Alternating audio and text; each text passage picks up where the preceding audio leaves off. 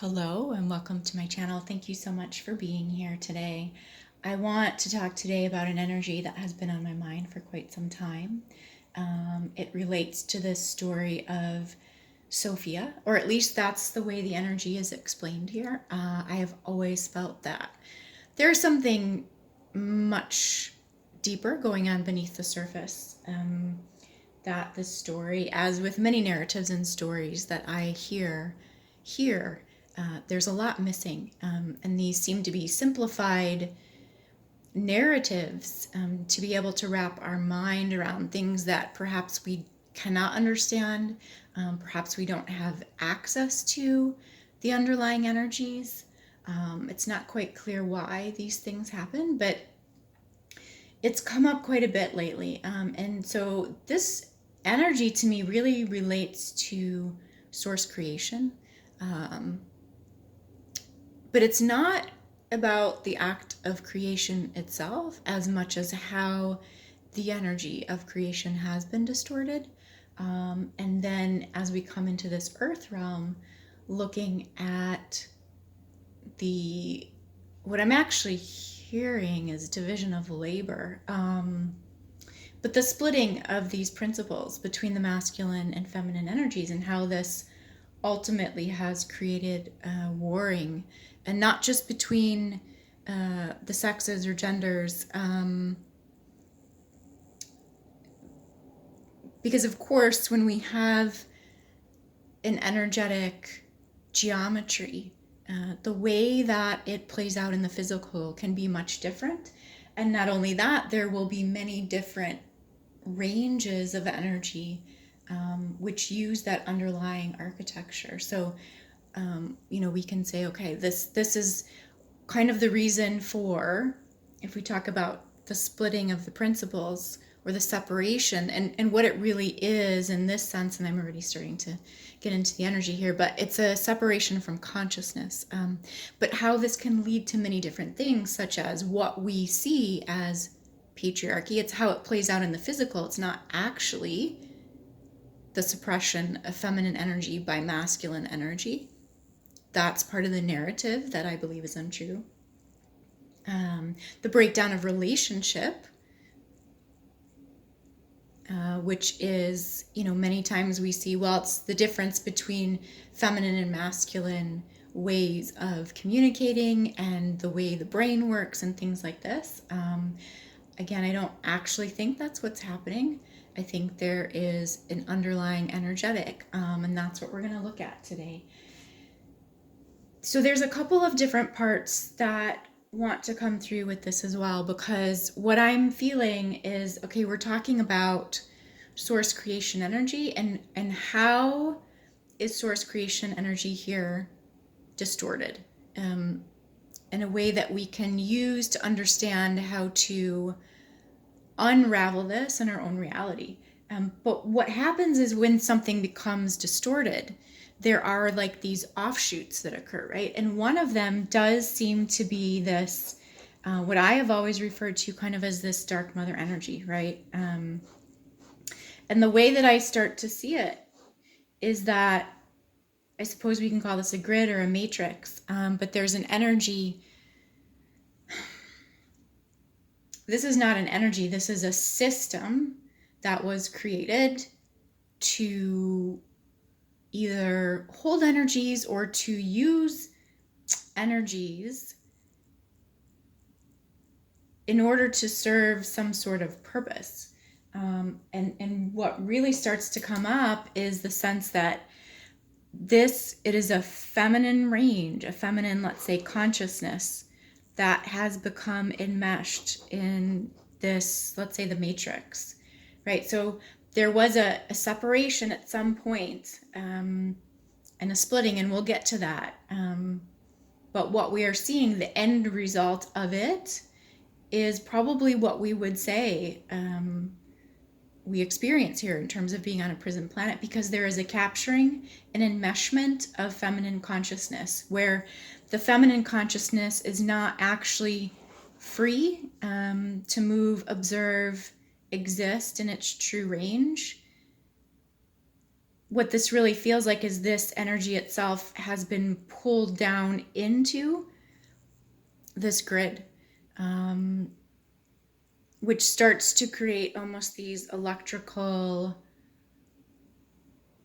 there's an inorganic range here in this system. And because of that, this energy, which, this organic energy, cannot fully operate properly.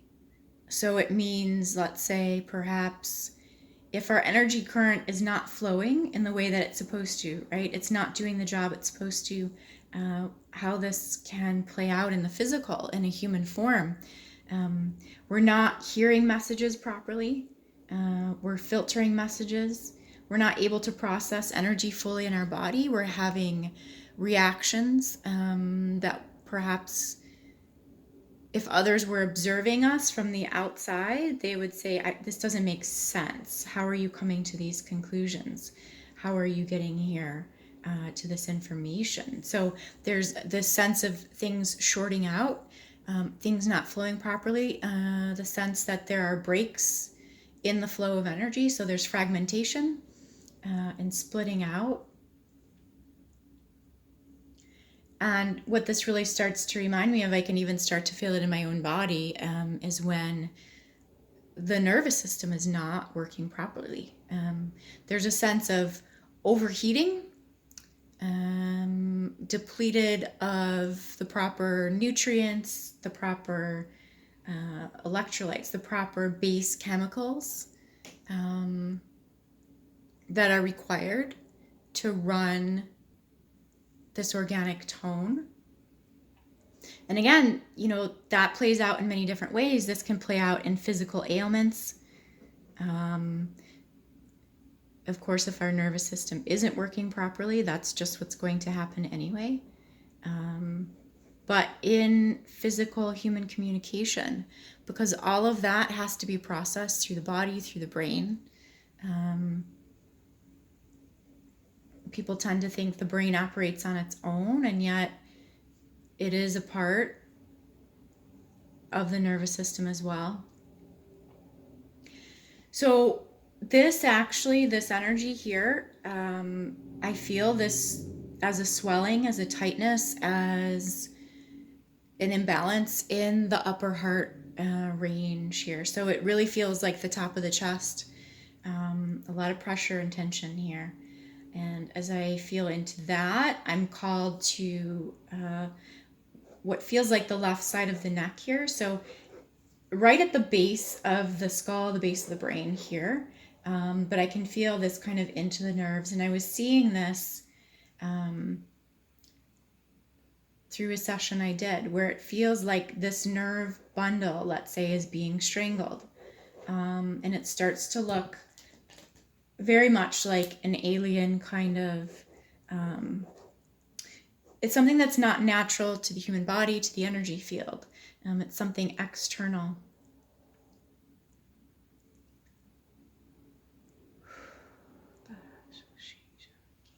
This is interesting because as I was sitting down, I didn't think the reading would go in this direction. But what I'm really starting to feel, that Sophia, let's say this feminine principle, this is an energy. It's an energy, and maybe perhaps it is the energy body itself. We have this physical human vessel, right? This organic system, this biological system, this body that we inhabit. And what brings this to life? What is the life force within, right? It is the nervous system that gives life to the body. And yet the nervous system itself has been strangled in some way, has been constricted. So there is a God, let's say a God source energy. Now, I'm not using God as masculine, but unfortunately, this is the way we understand a lot of things here. But if we were to say at the very beginning, what is source creation energy, right? It is completeness. It is composed of parts. But all the way back to origin, let's say, it is one full, complete energy. But it is a system in and of itself that is composed of, let's say, separate components here. And what seems to happen is that these components were split out, right? So let's say, theorizing, this is what it looks like, or at least what we are able to consciously understand here, that there is a masculine and then a feminine principle. And see, even as I'm drawing, this is contrary to what we would say we often feel. Usually it's feminine on the left and masculine on the right. And this has been my theory, is that somehow this was split and then shifted here in the physical realm. So it's interesting that I just naturally, intuitively drew it in this way.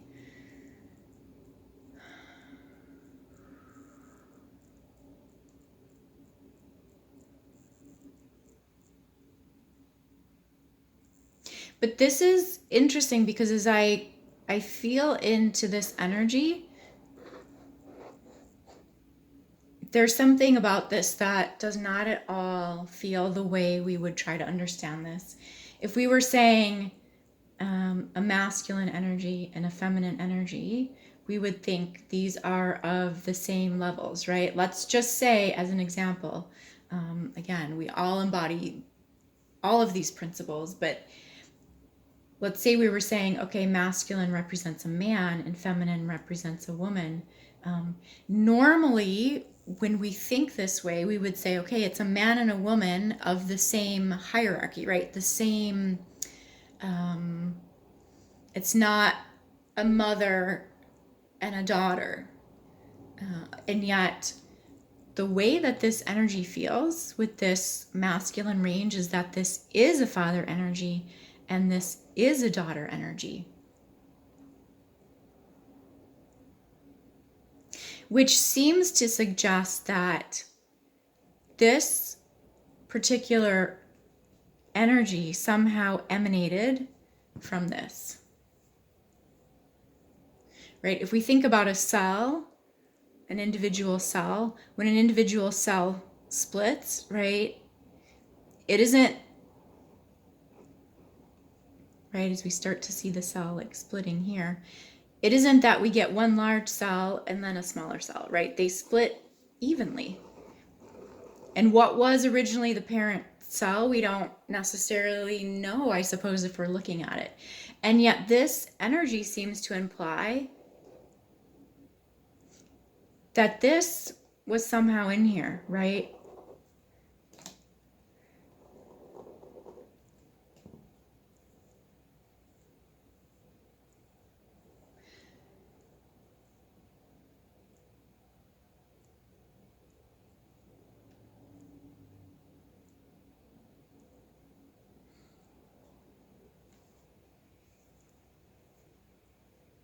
So it really calls into question everything, all of the ways that we have labeled energy here on this planet, because all of a sudden nothing starts to make sense then.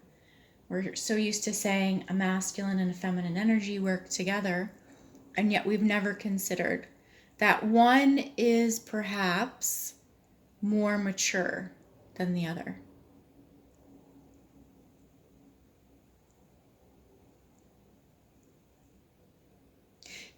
This cell, if it's split, right, this original cell would have a past experience that this cell would not have, right? So there would be an inherent memory and wisdom to this original cell that this one does not hold. Physically speaking, right? Because inherently anything in the code is passed on to this cell, right? But it has not itself experienced that process of separation and rebirth. And is that essentially what we're talking about here on the planet? We're trying to say that everything is equal in energy. And yet, is that actually true? Is there energy that holds deeper, wiser, longer existing wisdom? And of course, from a human perspective, we would say, well, of course, we understand that. Having had more experiences, having been around longer, we can pretty much ensure there is more information there. And yet, when we talk about humans, and specifically with relationship, when those energies start to interact, we start to treat them as if all things are equal. And I know, in relationship, we can say, well, when you're talking about a man and woman, that this idea of the masculine brain is different from the feminine brain, that they are just inherently, they operate differently. That's about as far as we go with it. But what this seems to be implying is that within each of us, there is the newborn energy, right, that has just arrived. But there's also a deeper wisdom here. And do we both, or do we all hold both in that sense?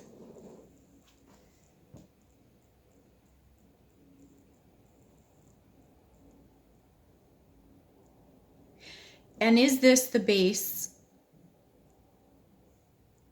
Because what seems to be happening then is that it's these energies, these principles that get attracted in the physical realm here, that desire to come together.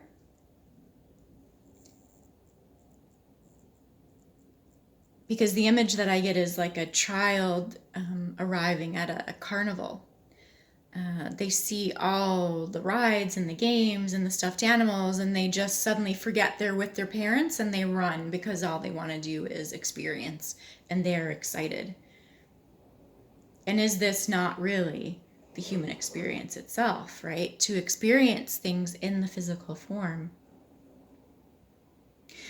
And what I was really feeling at the beginning of this is that we're talking about a consciousness that gets separated out, right? And so if we think within each of us, there is us as a human having this experience, looking at what is happening in our day-to-day lives and understanding it from that limited perspective, and we are actually cutting out what is inherently also within us.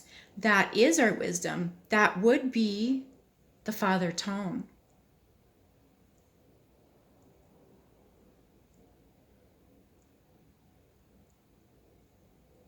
And where within this realm do we see in spirituality and in religion actually a hijacking of what the father range is? Right now we have turned it into a God energy. And as this child, which has not lived enough earth experience, let's say, to have enough wisdom,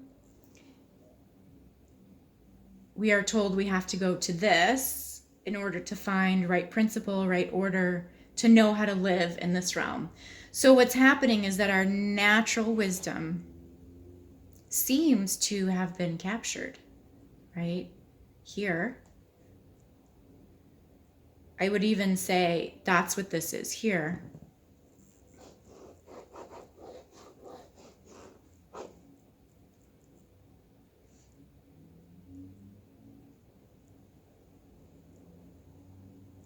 That's what this system is. It seems like we take out the natural organic wisdom, right? And we replace it with something that looks like this, that mirrors this, right? In a way, it's like, oh yes, that excited child, this is what I want. It's almost like a visceral physical response that we respond to. It's a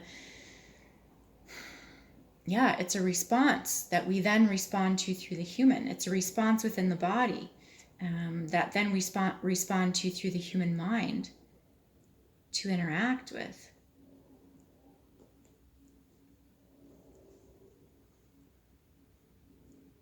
And then we start trying to run our engagement with this through all of this, trying to sort and understand as if we don't hold our own value range.